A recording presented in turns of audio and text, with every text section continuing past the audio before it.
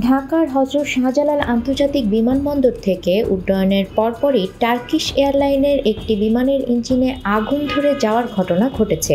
এতে বিমানে থাকা 290 জন আরোহী অল্পের জন্য প্রাণে বেঁচে গেছেন। মঙ্গলবার সকাল 7টায় এ ঘটনা ঘটে।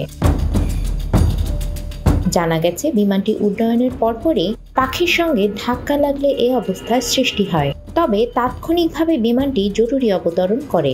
তথ্যটি নিশ্চিত করেছেন শাহজালাল আন্তর্জাতিক বিমানবন্দরের নির্বাহী পরিচালক group captain SM. Ragib Samad. তিনি বলেন, বিমানটি উড্ডয়নের সময় পাখির সঙ্গে ধাক্কা লাগে।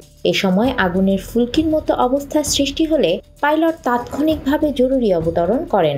এই ঈদে জামা জুতো অ্যাকসেসরিজের ডিসকাউন্ট। তিনি আরও বলেন, বিমানটিতে থাকা 290 জন যাত্রীর সবাইকে নিরাপদে বের করা হয়েছে।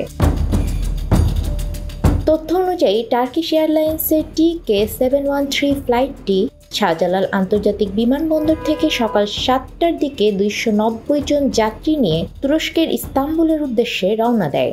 উড্ডয়নের 15 মিনিটের মাথায় পাখির সঙ্গে ধাক্কা লাগলে পাইলট এর একটি ইঞ্জিনে স্পার্ক দেখতে পান এবং দ্রুত তিনি বিমানটি অবতরণের সিদ্ধান্ত নেন।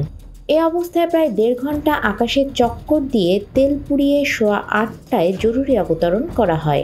এ ঘটনায় বিমানবন্দর কর্তৃপক্ষ এবং সংশ্লিষ্ট কর্তৃপক্ষ তদন্ত শুরু করেছে।